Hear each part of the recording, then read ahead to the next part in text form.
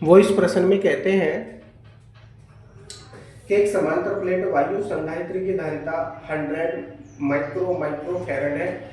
यदि इसे 50 वोल्ट तक आवेशित किया जाए तो इसमें संचित ऊर्जा कितनी होगी। तो जो दे रखा है उसको लिखेंगे सबसे पहले। C इक्वल टू दे रखा है इन्होंने 100 माइक्रो फैरड। अब देखिए डबल माइक्रो दे रखा है यहाँ पर, तो नो प्रॉब्लम। एक माइक्रो के लिए 10 की पावर माइनस के 6 का प्रयोग कर सकते हैं, दूसरे के लिए भी जो है प्रयोग करेंगे। तो इस माइक्रो को फैरड बना लेंगे हम सबसे पहले। हो जाएगा 100 इंटू 10 की पावर माइनस के 6।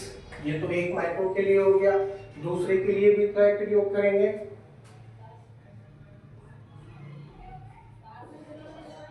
अब ये बन गया फैरड, ठीक है।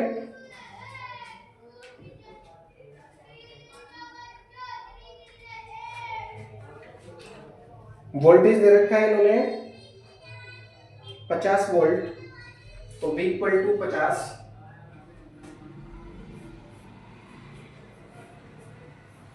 Volt, 50 volt. पूछते हैं समांतर प्लेट वायु संधारित्र में संचित ऊर्जा, तो लिखेंगे समांतर प्लेट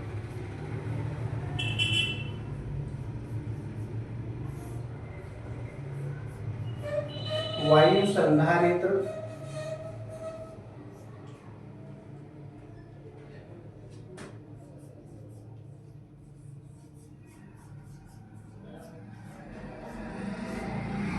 में संचित ऊर्जा।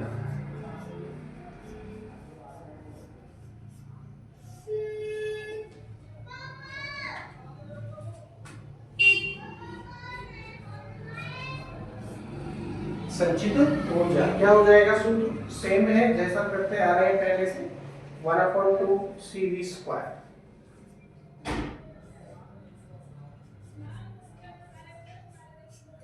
C की वैल्यू आपके पास में 100 इंटू 10 की पावर माइनस की 6 इंटू माइनस की 6, तो माइनस की 6 माइनस की 6 कितना हो गया, 12 हो गया। और 10 की पावर 2 प्लस का है, तो हम डायरेक्टली लिख सकते हैं 10 की पावर माइनस की 10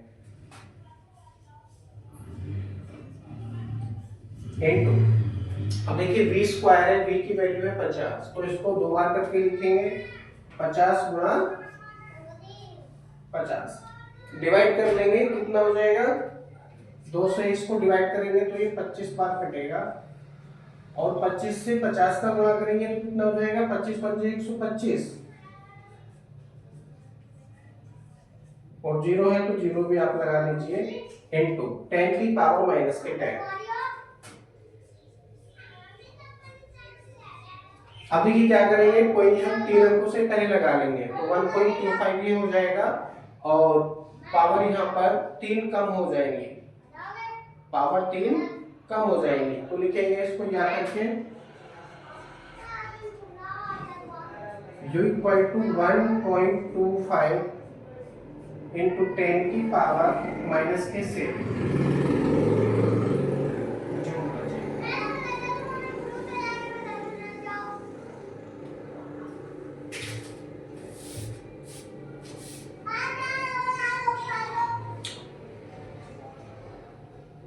अगला प्रश्न है, वो इस प्रश्न में कहते हैं कि एक 8 माइक्रोफैरड के संधारित्र का विभवांतर 20 वोल्ट से बढ़ाकर 30 वोल्ट कर देते हैं तो उसकी संचित ऊर्जा में कितनी वृद्धि होगी, या वृद्धि की गणना करनी है। तो धारिता दे रखी है यहाँ पर 8 माइक्रोफैरड, तो जो दे रखा है उसको लिखेंगे। यहाँ मैं इस प्रश्न को कर देता हूँ। Next question, C equal to दे रखा है इन्होंने 8 माइक्रोफैरड,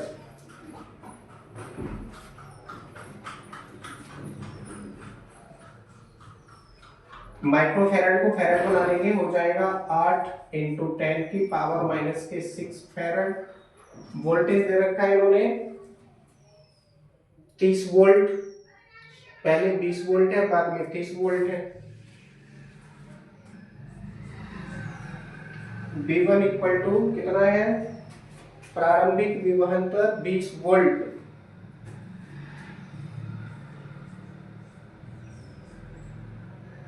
दूसरा कितना है, V2 equal to 30 volt, 30 volt लिखेंगे। माना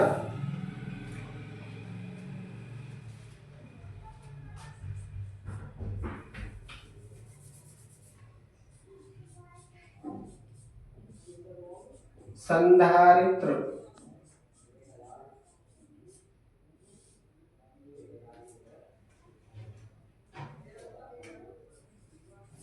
की प्लेटों के बीच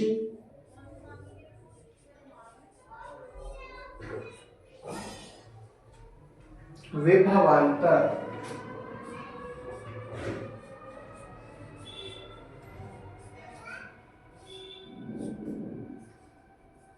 V1 पर संचित ऊर्जा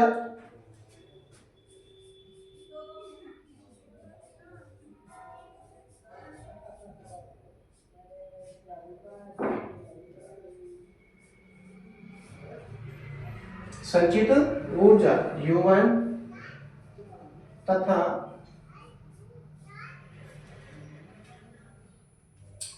विभवांतर V2 पर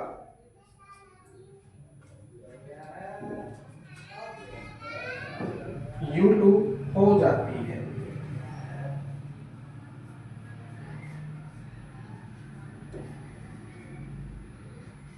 तब डैश लगाएंगे और नीले से लिखेंगे। ठीक है, संधारित्र तो वही है, धारिता कितनी दे रखी है, 8 माइक्रोफैराड, लेकिन उसकी प्लेटों के बीच में वोल्टेज पहले 20 वोल्ट था, फिर 30 वोल्ट कर दिया। पूछते हैं संचित ऊर्जा में परिवर्तन कितना होगा।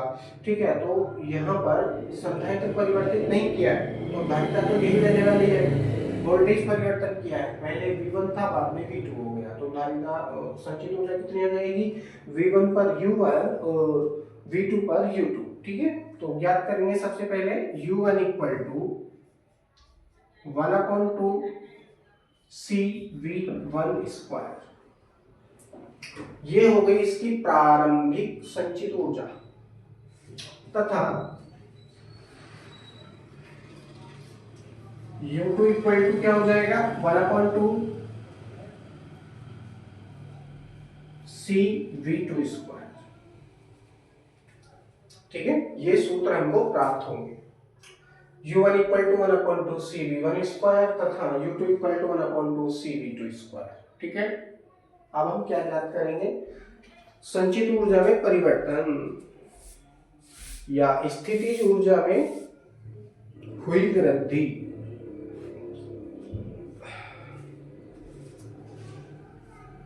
अब आप इसको यहां पर देखिए,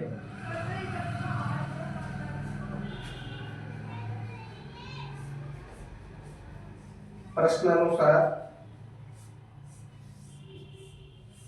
संधारित्र की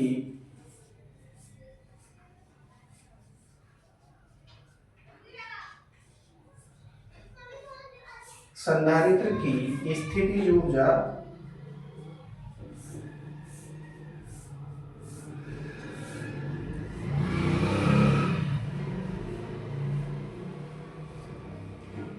में वृद्धि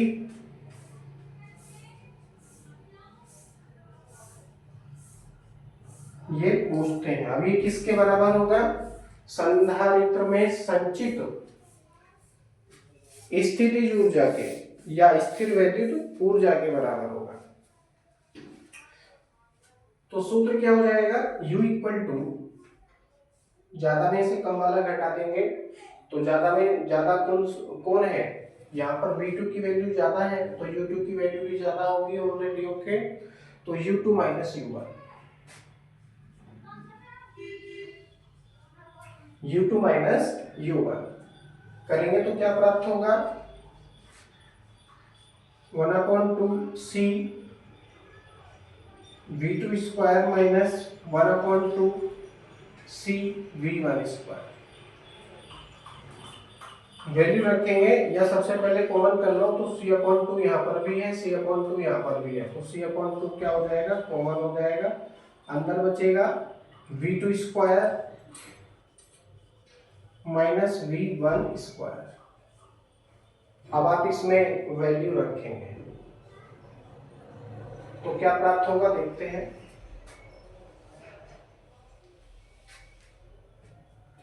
हो जाएगा u इक्वल टू सी की वैल्यू आपके पास में है 8 गुणा 10 की घात माइनस के 6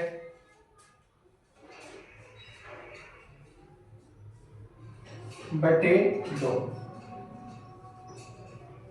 ब्रैकेट में है v2 स्क्वायर, v2 की वैल्यू है आपके पास 30, तो 30 का स्क्वायर माइनस इसकी वैल्यू है 20, तो 20 का स्क्वायर और ब्रैकेट पर। इसको हल कर लेंगे हम, 2 से इस 8 को काटेंगे तो 4 बार कटेगा, तो u इक्वल टू ये हो जाएगा 4 इंटू 10 की पावर माइनस के 6, ब्रैकेट में यह क्या बचेगा 30 का 30 से तो 900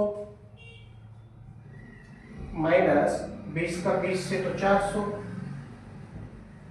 घटाएंगे 900 में से 400 जाएगा तो कितना बचेगा 500 बचेगा। तो ये कितना हो जाएगा u equal to 4 into 500 into 10 की पावर माइनस के 6 है। 500 चौके कितने हो गए 2000 गुणा 10 की पावर माइनस के 6 जूल, इतना परिवर्तन होगा। अब यदि आप चाहो तो ये 3 पावर प्लस की है, कम भी कर सकते हो आप, ठीक है, कम भी कर सकते हो। कैसे लिखेंगे आप, इसको जा सकते हैं, मैं यहाँ पर लिख रहा हूँ, या करके आप इसको यहाँ पर भी लिख सकते हैं u इक्वल टू 2 इंटू 10 की पावर माइनस के 3 जूल, 2 इंटू 10 की पावर माइनस के 3 जूल, ये आपका आंसर आ जाता है।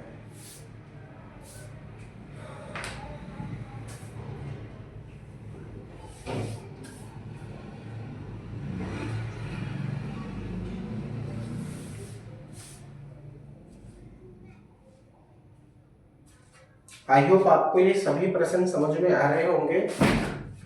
यदि आप इनको नहीं समझ रहे हैं तो वीडियो को आगे पीछे करके आप देख सकते हैं।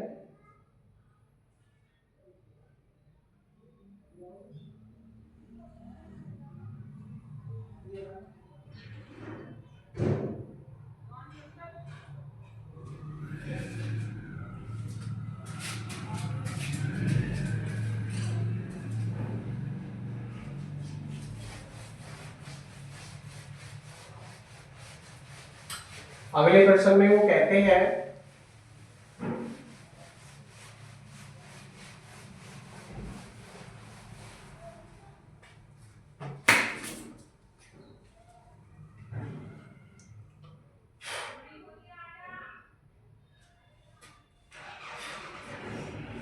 एक समांतर प्लेट संधारित्र की प्लेटों का क्षेत्रफल दे रखा है इन्होंने, कितना है 100 सेंटीमीटर स्क्वायर है।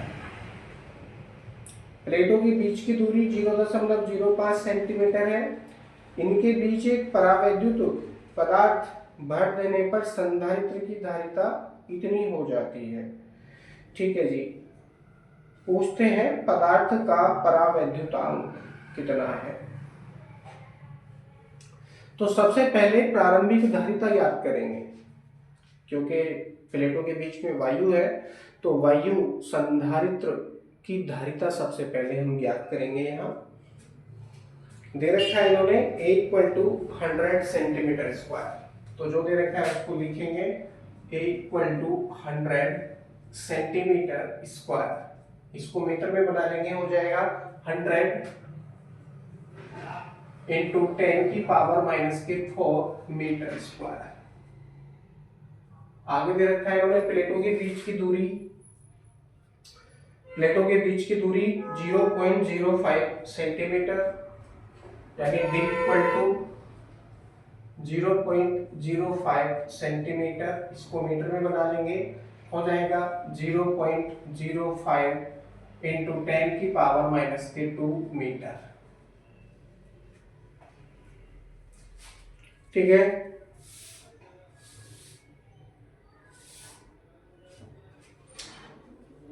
तो वायु संधारित्र है, सबसे पहले वायु संधारित्र की धारिता ज्ञात करेंगे। अतः वायु संधारित्र की धारिता, प्लेटों के बीच में क्या है वायु है, तो ये वायु संधारित्र कहलाएगा। तो वायु संधारित्र की धारिता ज्ञात करेंगे।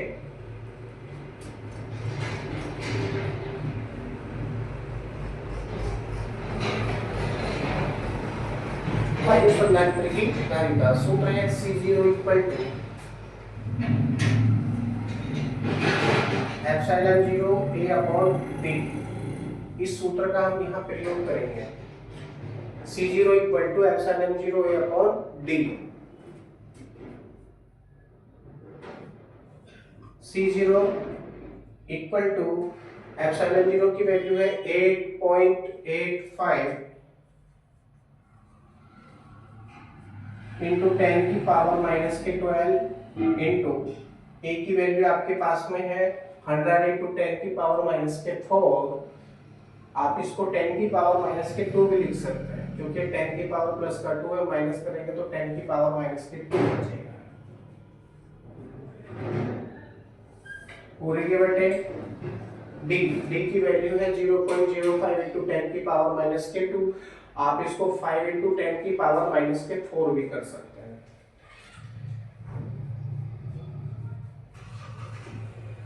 ओके, अब सही है। क्या हो जाएगा? अब देखिए, इस 5 से मैं इसको काट सकता हूँ 8.85 को, तो कितनी बार कटेगा?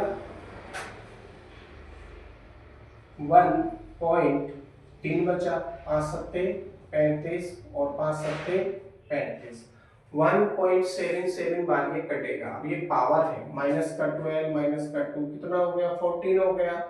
इस 4 को ऊपर ले जाएंगे तो किसका हो जाएगा? ये प्लस का हो जाएगा। तो लिखेंगे इसको C0 इक्वल टू 1.77 इंटू 10 की पावर 12 2 14, 14 में से 4 घटाएंगे तो बचेंगी 10, माइनस की 10 फेराड। जो आपका वायु संधारित्र बन रहा है उसकी धारिता, प्रारंभिक धारिता 1.77 इंटू 10 की पावर माइनस के 10 फेराड है। ठीक है, ये वायु संधारित्र की धारिता आ जाती है।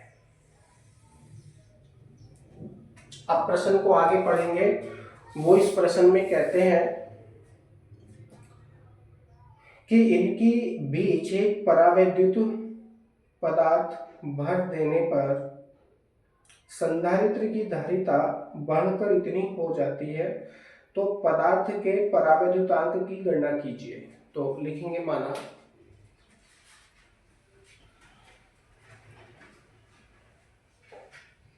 पदार्थ का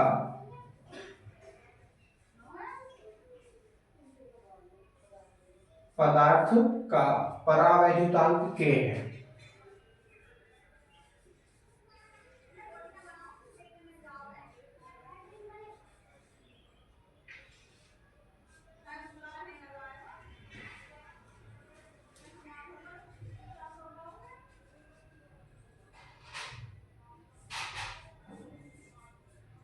तब परावैद्युत संधारित्र की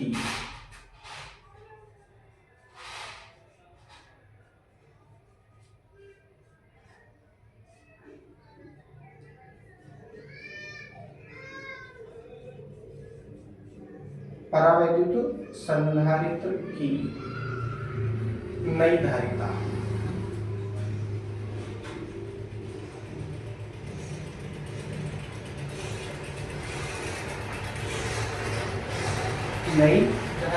C2 इक्वल टू क्या हो जाएगा? C2 या C इक्वल टू क्या हो जाएगा? सूत्र है K into C0, K into C0, और C की वैल्यू यहाँ पर दे रखी है। C0 की आपने ज्ञात कर ली है, तो यहाँ से K की वैल्यू आप फाइंड कर सकते हैं। तो क्या हो जाएगा? C का लगाओ चिन्ह और K इक्वल टू इसको करो direct C upon C0।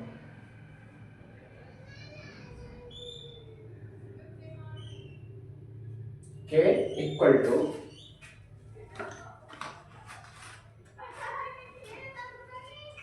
C की वैल्यू आपके पास में है 1.77, सॉरी C की वैल्यू वो है जो परिवर्तित होकर नई धारिता आई है 3.54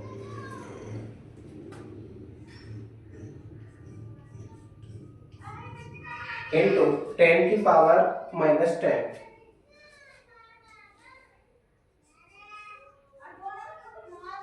फैराड, पूरे के बटे। और क्या आता है C0, C0 की वैल्यू आपने याद कर ली 1.77 इंटू 10 की पावर -10 फैराड। कुछ कटेगा, जो कटेगा काटेंगे, फैराड से कटेगा फैराड, मात्रक विहीन हो गया। 10 की पावर -10 से 10 की पावर -10 खत्म, पॉइंट से पॉइंट खत्म, क्योंकि 2 अंकों के पहले है और ऊपर भी 2 अंकों के पहले है। ठीक है, 177 दूनी 354, 2 बार कटेगा, ये पूरा 2 बार कटेगा। तो k इक्वल टू कितना प्राप्त हुआ, 2 प्राप्त हुआ।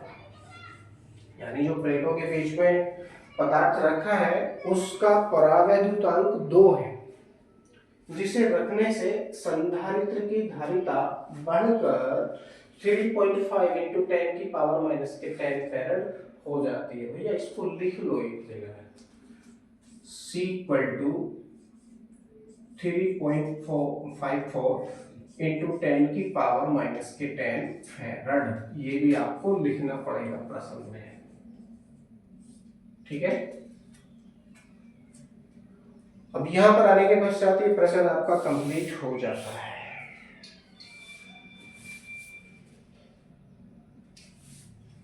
बाकी प्रश्न आपके अगले वीडियो में